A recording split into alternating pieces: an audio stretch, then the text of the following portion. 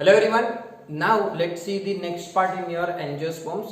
We have seen what are angiosperms. These are the plants that we see around us.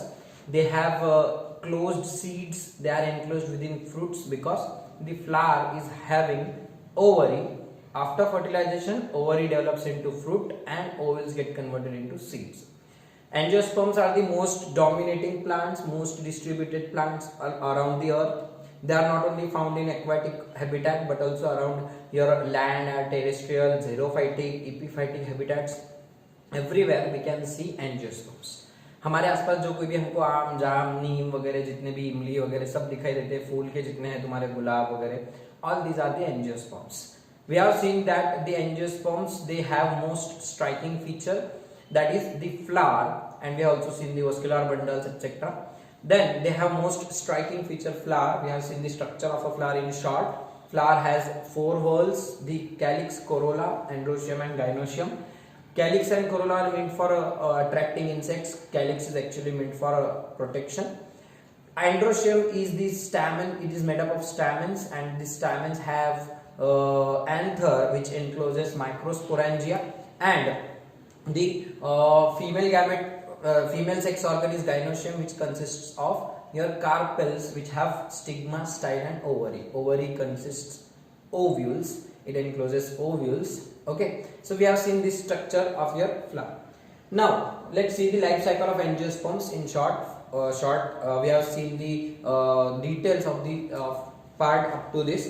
Now अगर angiosperms की बात करूं तो angiosperms की लाइफ साइकिल शुरू होती है सीड से. जैसे कि कोई भी प्लांट का सीड ले लो, सनफ्लावर का सीड ले लो या फिर मैंगो के सीड ले लो, तो जब अपन सीड लगा देते हैं तो वो सीड जर्मिनेट होता और सीड के जर्मिनेशन के बाद में एक प्लांट तैयार होता. ओके, उसको पत्तियां वगैरह आएंगे, रूट्स वगैरह आएंगे. ओके, और फिर वो पूरा प्लांट बॉडी जो तैयार होंगी, फिर उसकी वेजिटेटिव ग्रोथ होंगी, उसके हाइट बढ़ेगी, उसको ब्रांचेस वगैरह आएंगे depending upon the type of plant, and it will come to flowering stage. Because flowering stage is the reproductive stage of that flower. Reproductive जब उसकी लाइफ साइकिल स्टार्ट होंगे तो फ्लावर्स आना शुरू होंगे. और फ्लावर में अपन ने जो जो चीजें देखी, अपने को मेन है एंड्रोशियम और उसके अंदर है बीच में gynoecium.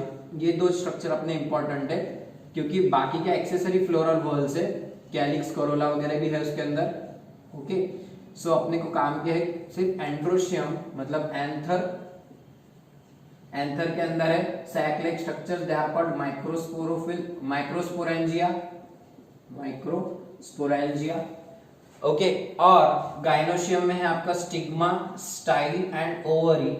Stigma, style and ovary which consist of ovules, and ovules represent your megasporangium. Ovules represent your megasporangium. उसके अंदर मेगास्पोर रहता. ठीक है, अब कैसे, तो जैसे कि आपका एंजियोस मैंने जिम्नोस्पर्म्स में बताया था, वैसे ही एंथर के अंदर रहते microsporangia which consist of which are internally lined by microspore mother cells. कौन से cells? Microspore mother cells. These are diploid cells. So ये जो एंथर है आपका, तो ऐसा एंथर दिखाई देगा आपको. ओके, और फिर इधर से चिटकाला रहेगा, ऐसे काटी रहेंगी. इधर से एक उसके अंदर सैक रहेंगे, इधर से एक सैक, 4 सैक दिखाई देंगे आपको. और इनके अंदर इंटरनली इधर से लाइनिंग रहेगी माइक्रोस्पोर मदर सेल्स की. Microspore mother sales, these are diploid, special diploid cells which undergo meiosis, hence they are called myocytes, and they divide by meiosis to produce 4 haploid pollen grains. 4 haploid pollen grains or microspores.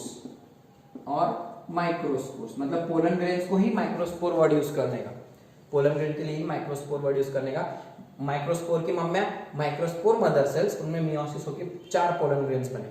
तो एक mother cell थी, बड़ी सी रहेंगी, उसको double cell wall रहेंगी, और फिर उससे 4 पोलन टेट्राड तैयार होगा, just like your gymnosperms. Okay, these are unicellular pollen grains. Okay, these pollen grains they become 3-celled or 2-celled. अब देखो, अब ये कोई भी एक पोलन ग्रेन, ये 1 2 3 4 4 पोलन ग्रेन्स है.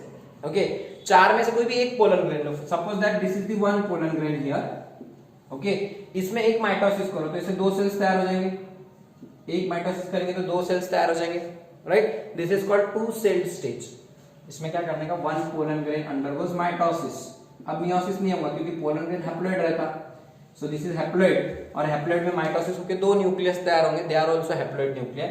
और इससे फिर कभी और एक स्टेज होती है 3 सेल। अब ये एक सेल ऐसी ऊपर रह जाएगी और ये जो नीचे की सेल है इसके 2 डिवीजन हो सकते हैं, ठीक है, उसके 2 कैरियोकाइनेसिस करो, न्यूक्लियर डिवीजन करो, so it will become 3 cell structure, okay, जिसमें एक रहेगी ट्यूब सेल और ये जो 2 है ये है मेल गैमेट्स। कितने मेल गैमेट्स है इसमें? 2 male gametes, and male gametes are always haploid, male gametes are always haploid. देखो ट्यूब सेल बन रही है और एक है तो generative cell, this is called tube cell and this is the generative cell, tube cell and generative cell both are haploid because they are produced by mitosis in pollen grain। और फिर generative cell में फिर से एक mitosis होगा और फिर 2 male gametes तैयार होंगे, मतलब इसमें एक के हो जाएंगे 2 नीचे, ठीक है। जिम्नोस्पर्म्स में एक ही पोलन ग्रेन से एक मेल गैमेट तैयार होता है, यहाँ पे 2 मेल गैमेट्स तैयार होंगे, ये याद रखो बात, ये डिफरेंशिएटिंग फीचर है, ओके।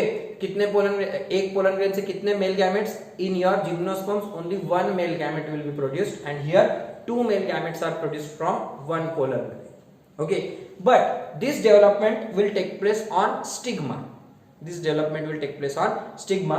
जनरली ये जो 2 सेल्ड स्टेज है, 2 सेल्ड स्टेज, तो ये 2 सेल्ड स्टेज पे का जो पोलन ग्रेन है it is then released, anther की बर्स्टिंग होती और पॉलिनेशन होता, एंथर की बर्स्टिंग होगी, ये फूट जाएंगे इधर से ऐसा, इसमें क्रैक्स आ जाएंगे, ठीक है, और ये क्रैक्स आने के बाद, सूखने के बाद ये पूरा ऐसा सूख जाएगा और अंदर के जो पोलन ग्रेन्स है पूरे रिलीज हो जाएंगे।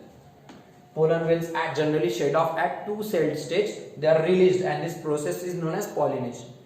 These pollen grains are carried by means of various pollinators like your air, water, insects. किसी के भी ऊपर गिर जाएंगे pollen grains, okay? पाउडरी रहते एकदम येलो व्हाइट कलर के, डिफरेंट कलर्स के, और वो pollen grains फिर pollinating agent will carry it up to stigma, वो जाके बैठेगा स्टिग्मा पे। अब आपका स्टिग्मा क्या है? ये ऐसी स्टिग्मा है, इधर आपकी स्टाइल है और एक ओवरी, अपन इमेजिन करते हैं ओवरी में एक ही ओव्यूल है, ठीक है। अब ये पोलन ग्रेन के बाद अभी इधर का देखो क्या है, this is the stigma, this is style is internally hollow tube like structure, this is the wall of ovary, ये जो डबल लाइन ड्रॉ किया मैंने, this is the wall of ovary, it is made up of nutritious tissue, nutritious parenchymatous tissue. और ये है आपकी stigma के ऊपर कुछ सब्सटेंसेस रहेंगे जिनकी मदद से पोलन ग्रेन वहां पे आके गिरने के बाद वो आगे की रिएक्शन होंगी and it will form pollen tube. But before that let's see what is ovule. उसके अंदर मेगास्पोरेंजियम कैसे, आपको माइक्रोस्पोरेंजियम समझा, यहाँ पे एंथर के अंदर कितने माइक्रोस्पोरेंजियम है? 2 और 4 depending upon the type of anther. 2 रहे तो मोनोथिकस एंथर, 4 रहे तो डायथिकस एंथर, वो सब जाने दो। But microsporangium है मतलब these are the sacs which produce microspores. They consist of mother cells which undergo meiosis to produce microspores, also known as pollen grains, which generally undergo mitosis to produce 2-celled structure, and they are then released from anther at this 2-celled stage. Okay, 3-celled stage नहीं बनेगी, वो बाद में आगे बनने वाली है, वो बता दिया आपको जस्ट वहां पे, अपने को आगे बनाने की चाहिए। 2-celled stage वाला pollen grain pollination में जाएंगे, ठीक है।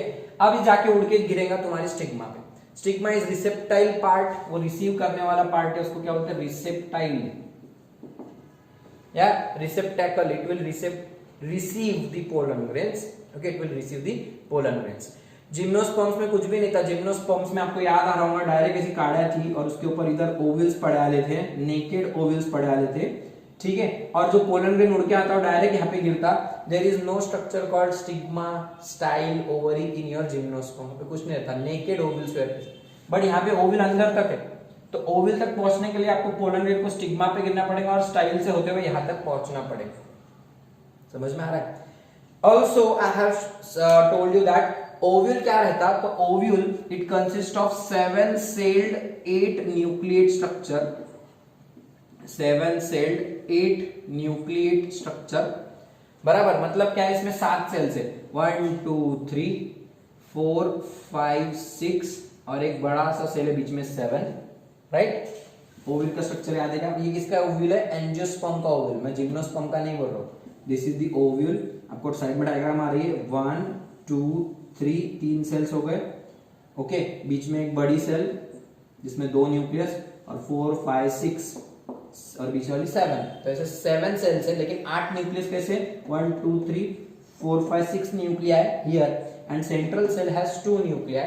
This is the only diploid cell here, whereas these are the 3 haploid antipodals. These are called antipodals, and these are the two haploid synergids, along with whom there is a long big cell called egg cell or female gamete.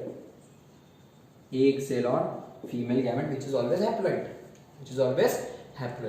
तो आपको angiosperms का जो ovule है, अब ये जो ovule रहता direct इतना बड़ा नहीं आता, ऐसा छोटा सा ओव्यूल रहता पहले स्टार्टिंग में, ओके, यहाँ पे अटैच रहता बेस पे या फिर साइड में, कैसा भी अटैच रहेगा। अब ये जब ये ओव्यूल डेवलप होगा तो इसके अंदर पहले ये जो आजू बाजू के सेल्स है, ओके, ये यहाँ पे ओव्यूल आने वाला है, उसके अंदर एक स्पेशल लेयर रहती, outer covering is known as, outer coverings are called integuments, okay, और उसके अंदर एक लेयर रहती, दिस इज कॉल्ड, इसके अंदर इंटेग्यूमेंट्स के ठीक अंदर, it is called nucellus, and that nucellus layer, one of the cell will become megaspore mother cell. कोई तो भी एक सेल क्या बन जाएगी यहाँ पे की मेगास्पोर मदर सेल, ठीक है। तो ये ओव्यूल है, छोटा सा बच्चा, ओके, एकदम इमैच्योर ओव्यूल, जरा सा। इसके अंदर फिर ये आउटर कवरिंग है 1 2, ये डबल कवरिंग है इंटेग्यूमेंट्स, और ये जो पूरा सेल, ये जो अंदर भरियाला है, these are cells, these are called nucellus. ये कौन से सेल्स है? Nucellus. They are always diploid, okay. अभी जब तक मैं हैप्लॉइड बोलूंगा तब तक डिप्लॉइड समझने का, ठीक है। अब ये न्यूसेलस की कोई तो भी एक सेल क्या होंगी, this will act as mother cell, वो मदर सेल बन जाएंगे, that cell is known as megaspore mother cell. क्या बन जाएंगे उसके अंदर? Megaspore mother cell. It will be a diploid, just like your microspore mother cell. Here, one of the cell of nucellus. क्या याद रखने का? One of the cell of nucellus will act as megaspore mother cell. It will be diploid. Mother cell मिल गई कि diploid रहती है, और उसके अंदर meiosis कर डालने का, कुछ ज्यादा सोचने का नहीं। करो meiosis, क्या हो जाएगा फिर इसके अंदर meiosis करे तो? After meiosis, it will undergo and develop 4 haploid megaspores, just like your gymnosperms. इससे क्या होगा? ये एक मदर सेल है, इसमें करो, एक में कितने बनेंगे? 1 2 3 4, कितने? 4 मेगास्पोर्स तैयार होंगे, लेकिन 4 में से क्या होते हैं? 3 रीजनरेट हो जाते हैं। मैंने आपको बताया था जिम्नोस्पर्म्स में भी सिर्फ एक जो रहता, it will become functional megaspore, and it will undergo, ये क्या है? 4 में से एक गया, ये 3 गए और एक ही बचा, functional megaspore, it is haploid. So it will divide 3 times, उसके अंदर 3 बार डिवीजन करो, एक बार डिवीजन करो 2 न्यूक्लियस, 2 बार डिवीजन करो 1 2 3 4 न्यूक्लियस, 3 बार डिवीजन करो 8 न्यूक्लियस, और फिर 8 न्यूक्लियस रीअरेंज हो जाते हैं और ये स्ट्रक्चर तैयार होता है। अपने को डेवलपमेंट नहीं देखने की, अपने को सिर्फ इतना याद रखने का, ओव्यूल के अंदर, within the ovule there is a structure called nucellus, of which one of the cell acts as mother cell, megaspore mother cell. This megaspore mother cell undergoes meiosis and it produces 4 haploid megaspores, of which 3 undergo degeneration and only 1 functional megaspore will develop into megasporangium. This is called your female gametophyte.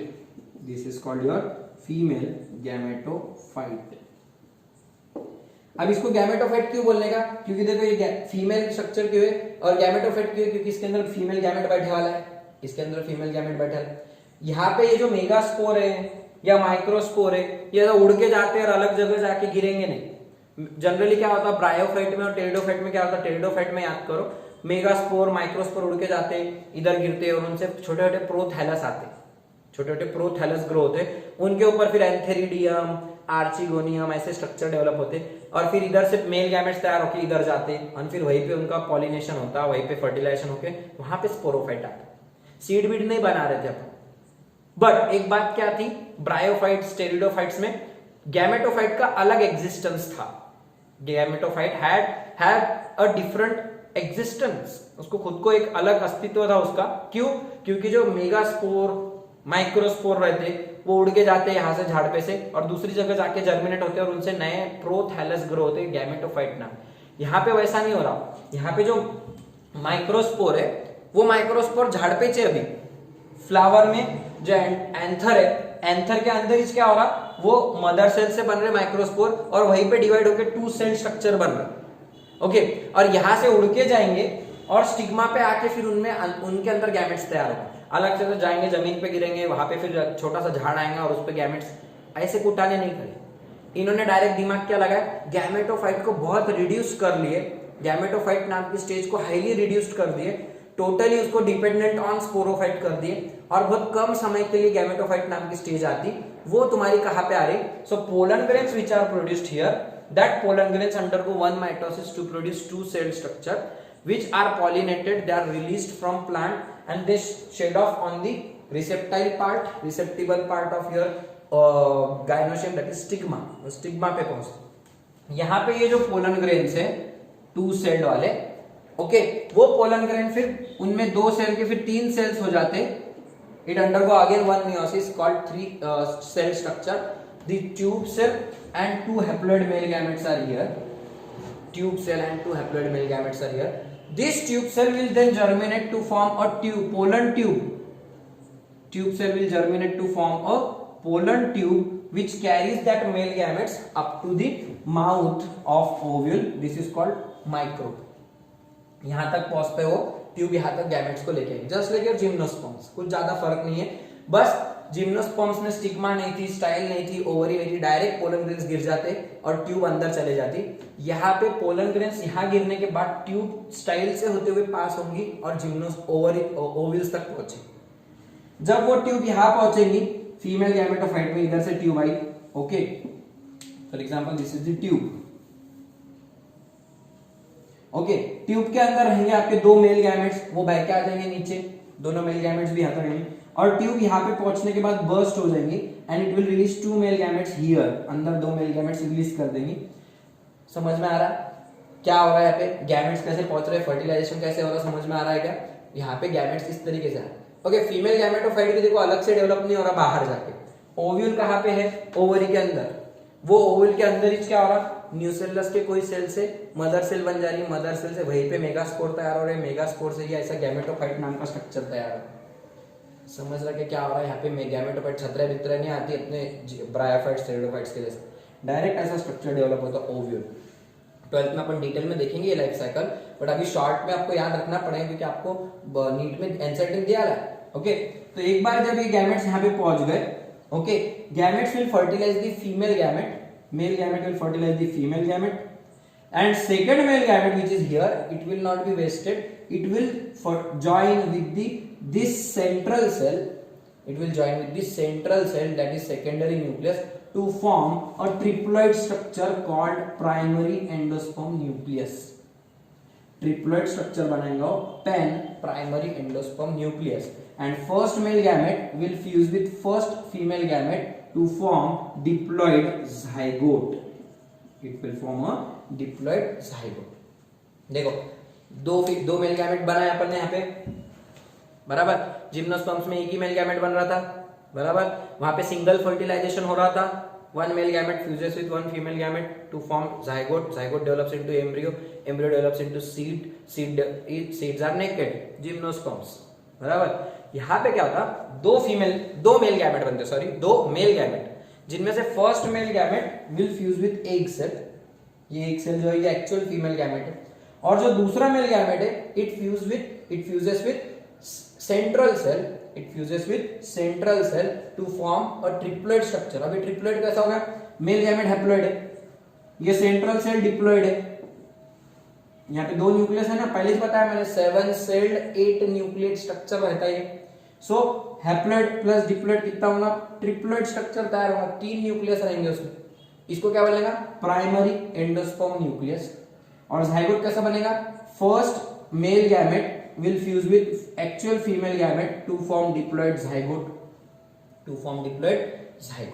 okay, therefore here you can see there are 2 fertilizations taking place, hence this process is called double fertilization। इसको क्या बोलेगा, double fertilization। first fertilization means the fusion of one male gamete with the female gamete to form diploid zygote, This is the first fertilization. It is called syngamy. First fertilization is called syngamy. Syn means same same, गैमी मतलब gametes. तो देखो mail gamete ये भी gametic cell है, female gamete ये भी gametic cell है, दोनों हैप्लॉइड सेल्स है, सेम सेम सेल्स है. Syn same same gametic cells का fusion syngamy.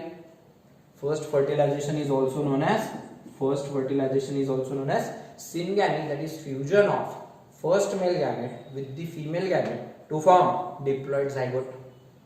Okay, then what is second fertilization? Fusion of second male gamete with diploid secondary nucleus or a central cell. Diploid secondary nucleus, ये cell का नाम क्या रहता? Secondary nucleus. Egg cell is the primary nucleus, वो main है अपना female gamete, लेकिन ये क्या है? सेकेंडरी न्यूक्लियस या फिर सेंट्रल सेल, बड़ी सेल है सेंटर में की. Okay, so this is diploid cell. Second male gamete fuses with diploid secondary nucleus or secondary cell to form triploid pen. This is called triple fusion or second fertilization. Triple fusion or second fertilization. Okay, यहाँ पे कितनी बार fertilisation हो रहा है बेटा? 2 बार. सिर्फ male female gamete ही fuse नहीं हो रहे, बल्कि दूसरा मेल गैमेट भी एक और सेल के साथ फ्यूज होता है, सेकेंडरी न्यूक्लियस के साथ, और एक ट्रिपलेट स्ट्रक्चर बनाता पेन. अब इसका फायदा क्या है? ऐसा क्यों करते ये प्लांट्स? क्योंकि जाइगोट जो है, your zygote will develop into embryo and embryo will develop into seed.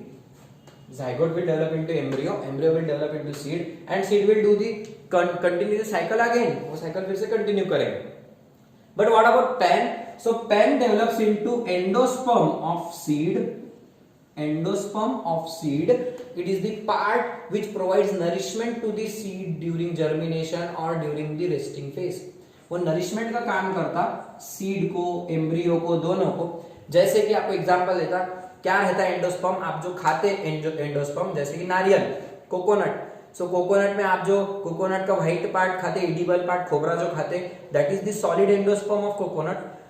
जो पानी पीते आप, नारियल का पानी, जो कोकोनट वाटर रहता, that is liquid endosperm.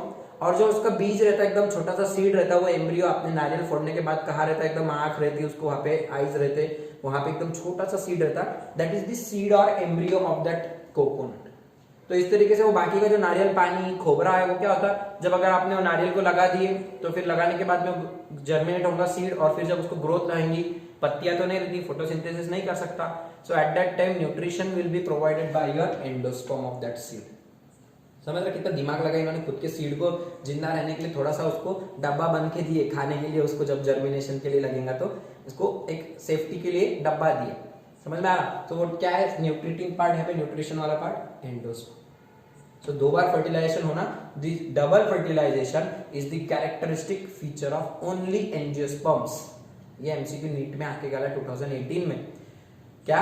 Double fertilisation is the characteristic feature of only angiosperms. Algae में नहीं देखे अपन ने ऐसा कुछ, ब्रायोफाइट्स में नहीं देखे, टेरिडोफाइट्स में नहीं, जिम्नोस्पर्म्स में नहीं. सिर्फ किस में रहता double fertilization? Only in angiosperms. What do you mean by double fertilization? There will be 2 fertilizations taking place here, because we have 2 male gametes produced from one pollen grain. One male gamete fuses with female gamete to form diploid zygote called syngamy or first fertilization. Second male gamete fuses with diploid secondary nucleus or central cell to form a triploid structure called pen. This is called triple fusion, क्योंकि 3 nucleus fuse हो रहे हैं. Okay, hence it is called triple fusion or second fertilization. So is it correct? Syngamy plus triple fusion is equal to double fertilization. लिखो, syngamy plus triple fusion is equal to double fertilization. Correct है? 2 fertilization. First fertilization is known as syngamy. Second fertilization is called triple fusion. What is the significance of first fertilization? It forms zygote which develops into embryo and seed. What is the significance of triple fusion? It forms triploid primary endosperm nucleus which develops into endosperm of seed that provides nourishment to embryo, developing embryo, as well as seed during germination. Okay, this is what the life cycle of your general angiosperm. कोई भी ले लो, mango ले लो, कुछ भी ले लो तुम, कोई भी फ्रूट ले लो, कोई भी मोनोकॉट ले लो, मेज, व्हीट एटसेट्रा, कहीं भी ले लो, यही लाइफ साइकिल है। ओके, अब इसमें गैमेटोफाइट कौन है और स्पोरोफाइट कौन है, हमेशा वही बात आती है। लाइफ साइकिल समझ गई, पहले लाइफ साइकिल समझ लेना जरूरी है। कैसी लाइफ साइकिल? सीड। अच्छा, ये जो पूरा प्लांट बॉडी है वो क्या है? स्पोरोफाइट है। यहाँ पे स्पोरोफाइट डोमिनेंट है, गैमेटोफाइट हाईली रिड्यूस। कैसे? देखो, चलो ये डिप्लॉइड सीड्स है, देखो जाइगोट डिप्लॉइड था ना, उससे बनने वाला एम्ब्रियो भी डिप्लॉइड रहेगा, सीड भी डिप्लॉइड रहेगा, सब उससे बनने वाले पूरे flower, leaves, root, stem, leaves, flower, ये सब पार्ट्स पूरे डिप्लॉइड रहेंगे। आपको एमसीक्यू में पूछेंगे रूट सेल्स आर हैप्लॉइड और diploid, stem cells diploid, leaves diploid. वो एक्सेप्शंस वाली बात नहीं कर रहा मैं, जनरल वाली बातें कर रहा हूं।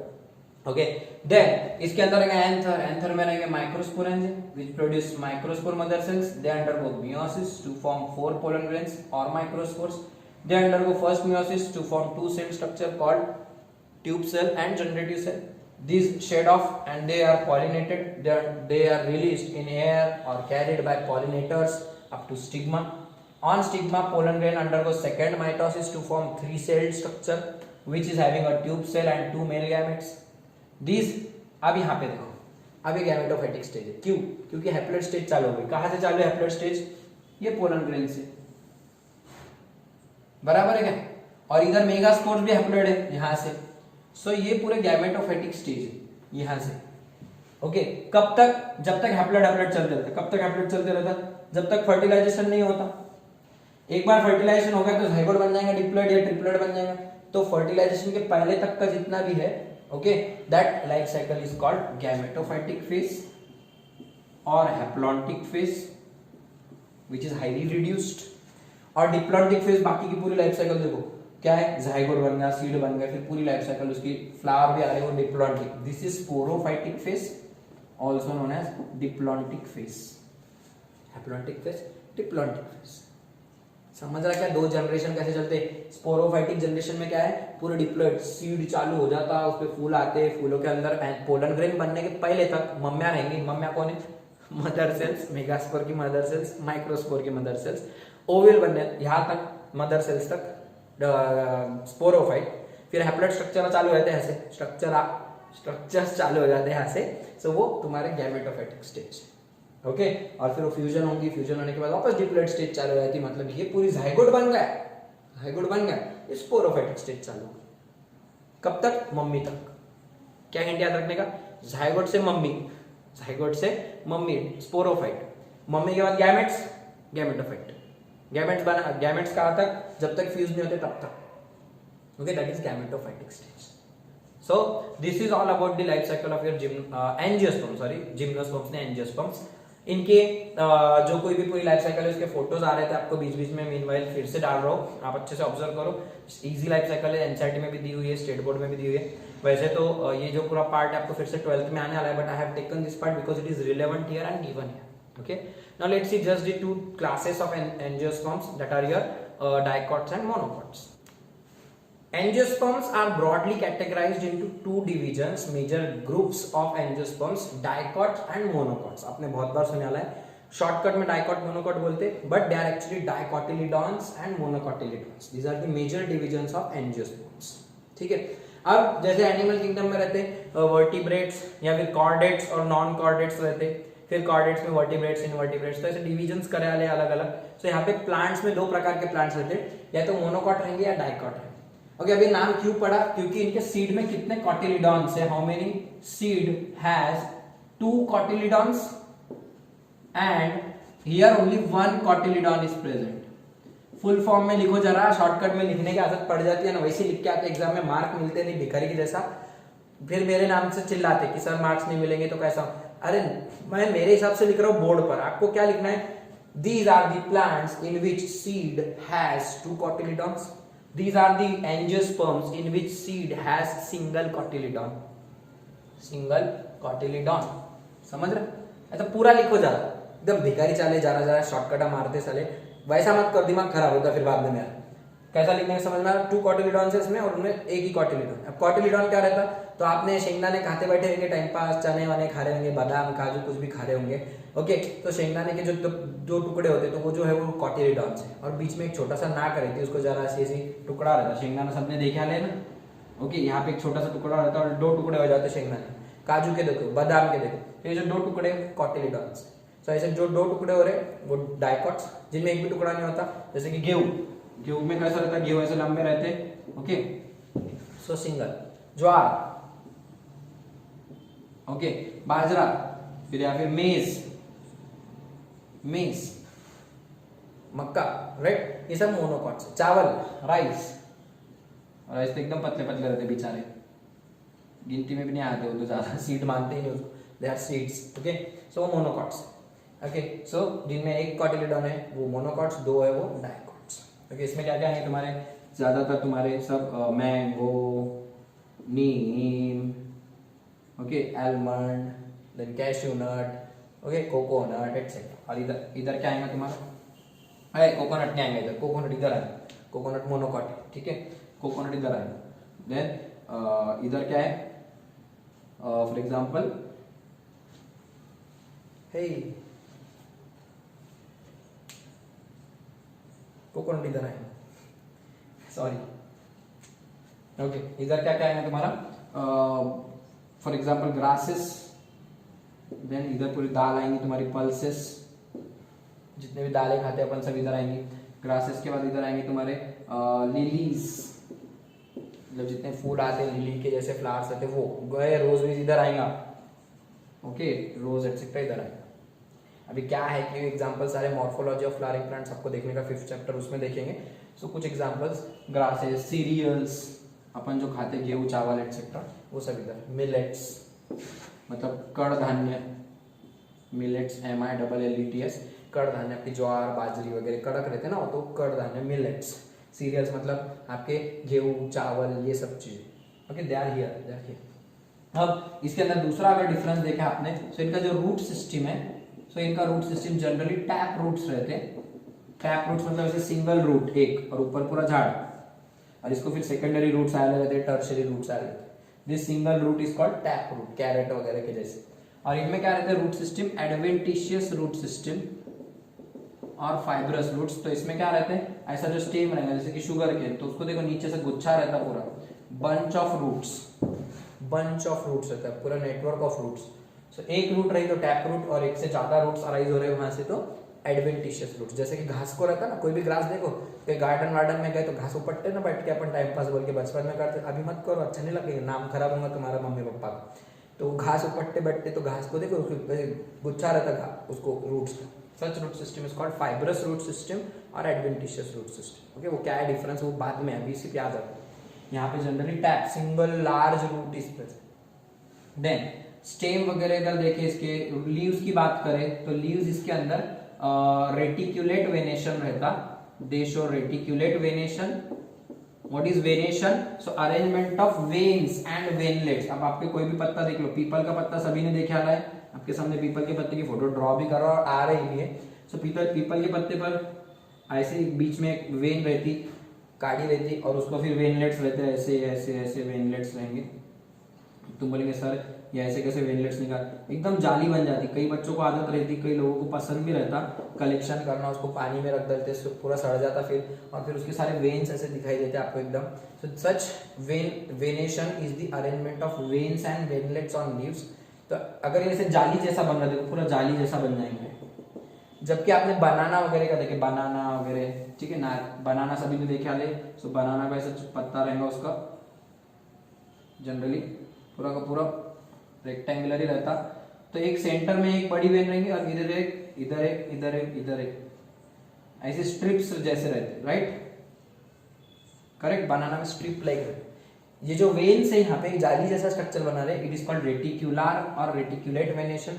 रेटिकुलम एंडोप्लाज्मिक रेटिकुलम याद आ रहा, नेटवर्क, यहाँ पे भी नेटवर्क ऑफ वेन्स है, it is called reticulate venation. और अगर एक को एक पैरेलल है देखो तो it is called parallel venation. Parallel venation. Sir क्या कर रहे तुम, ये क्या बातें कर रहे हैं, क्यों कर रहे? एनसीईआरटी में दिया हुआ बेटा, एनसीईआरटी के फर्स्ट पैसेज में आपको एंजियोस्पर्म्स में दिया हुआ है क्या, there are two classes of angiosperms, dicots and monocots. Dicots generally have taproot system with reticulate venation and आगे की बात है, और उधर मोनोकॉट्स। तो देखो क्योंकि बेस है, ये शुरुआत है चैप्टर की, इसके बाद डिटेल में देखने की चीज है। अभी पहले थोड़ा सा reticulate venation is the network like arrangement of veins and veinlets. Parallel venation is the veins are parallelly arranged and hence you can tear the leaves parallelly in the form of strips। फाड़ के देखो, इसको strip जैसा नहीं फाड़ सकते, इसको फाड़ने का आड़ा टेढ़ा फटेगा ऐसा लीफ, बराबर है, because of reticulate venation. Then flowers की अगर बात करूं, so flowers are generally tetramerous और पेंटामेरस। फ्लावर्स आर टेट्रामेरस और पेंटा। टेट्रा मतलब 4, पेंटा मतलब 5। यहाँ के फ्लावर्स ट्राइमेरस ही रहते ज्यादातर। ट्राई मतलब 3, मतलब क्या, इनके जो फूल रहेंगे फ्लावर्स, उनको 3 या 4 या 5 पंखुड़ियां रहेंगी, 1 2 3 4 5, या 1 2 3 4। इधर जो फूल रहेंगे उनको 1 2 3 और नीचे से 1 2 3, या फिर सिर्फ 1 2 3 पंखुड़ियां रहेंगी। फूलों को कितने पेटल्स है, 3 और 4 एंड 5। ट्राइमेरस उधर रहेंगे और इधर। अब ये चीजें क्या काम आती, अरे आप ये अगर फूल देखें तो फूल को देख के आप पहचान सकते हैं वेदर इट इज मोनोकॉट और डाइकॉट। अगर रूट सिस्टम देखे तो आप पहचान सकते हैं, रूट अगर टैप रूट है तो आप बोल सकते हैं सर ये डाइकॉट होगा। अगर आपने एडवेंटिशियस दिख रहा है, आपको गुच्छा दिख रहा है, आप बोल सकते हैं सर ये मोनोकॉट है। अगर आप रेटिकुलेट वेनेशन दिख रहे हैं उसके लीव्स में, तो लीव्स को देख के आप प्लांट पहचान सकते हैं वेदर इट इज डाइकॉट और मोनोकॉट। समझ में आ रहा है कि क्या काम की चीजें बता रहा, identification features of dicot and monocot बता रहा हूं। ओके, लास्टली इसके अंदर अगर और 1-2 बातें ऐड कर ली, सो वेनेशन के बाद आता एनाटॉमिकल अगर फीचर 1-2 याद रखने का। सो इनके जो वस्कुलर बंडल्स है, vascular bundles in stem, they R ring like, ring जैसे अरेंज वाले, ऐसे पूरे एक इधर एक इधर एक इधर एक इधर, पूरा स्टेम कैसा था, मैंगो का पूरा स्टेम इमेजिन करो कितना चौड़ा रहता पूरा डायमीटर उसका, तो उसके अंदर एक वस्कुलर बंडल पूरा ऐसे, एक वस्कुलर बंडल ऐसे, रिंग, एक इधर रिंग एक रिंग ऐसे। अगर आपने कट सेक्शन लिया तो इधर एक वस्कुलर बंडल, इधर एक vascular bundles are arrange in the form of rings. लेकिन जो मोनोकॉट्स में रहते हैं they are scattered vascular bundles. ऐसा मोनोकॉट का स्टेम, इधर एक वस्कुलर बंडल, इधर एक इधर एक इधर एक इधर एक, मसाला पापड़ ही बनाना रहता है उनका। या एनाटॉमी में देखने का आपने, यहाँ पे रिंग लाइक अरेंजमेंट रहती है वस्कुलर बंडल्स की, वहां पे स्कैटर्ड रहता है, इधर भी पड़ा रहता है। Okay, lastly they lack cambium, they are without cambium is absent and here cambium is present. Cambium is present. What is cambium? It is responsible for secondary growth. कौन सी growth? Secondary growth. Here it is present, here it will be absent. What is cambium? It is a tissue which can actively divide and produce new cells. ये नए cells बना सकता है, just like your meristematic tissue. Root apex और shoot apex पे कैसी growth ऐसी ऊपर होती ना, प्लांट दोनों तरफ बढ़ता, उसी के सबसे प्लांट की साइड में भी ग्रोथ होती, बराबर है। सो दिस लैटरल ग्रोथ और side wise growth is due to these cells called cambial cells और cambial ring. सो मोनोकॉट्स में कैम्बियम एब्सेंट रहता, जबकि डाइकॉट्स में कैम्बियम नाम की सेल्स प्रेजेंट रहते स्टेम में, रूट्स में। तो फिर वो क्या था, मोनो स्टेम ज्यादा चौड़ा होता, साइड हाइट भी बढ़ जाती प्लांट की, और एक टाइम के बाद उसकी ग्रोथ हॉरिजॉन्टल ग्रोथ चालू होती, डायमीटर बढ़ना चालू होता, राइट। तो वो जो ग्रोथ है that is called secondary growth. Increase in girth और डायमीटर ऑफ स्टेम और root is known as secondary growth. तो जनरली देखो मैंगो वगैरह के बहुत बड़े बड़े चौड़े स्टेम रहते, जबकि ग्रासेस, शुगर केन, ये कुछ ऐसे स्ट्रक्चर्स हैं इनमें सेकेंडरी ग्रोथ एब्सेंट रहती। क्यों एब्सेंट रहती? क्योंकि उनमें कैम्बियम नाम का स्ट्रक्चर नहीं है। तो याद रखो रीजन, ज्यादातर मोनोकॉट जो रहेंगे, गेहूं, ज्वार वगैरह, इनके भी प्लांट ज्यादा ऊंचे, ज्यादा चौड़े नहीं होते, हाइट बढ़ेगी थोड़ी लेकिन चौड़े नहीं होंगे। क्यों? क्योंकि उनमें कैम्बियम नाम के स्ट्रक्चर्स एब्सेंट है, और therefore secondary growth is also absent, और यहाँ पे secondary growth is present. Example डाल दो लास्ट में, बाकी के मैंगो वगैरह एक्सेट्रा, शुगर केन एक्सेट्रा।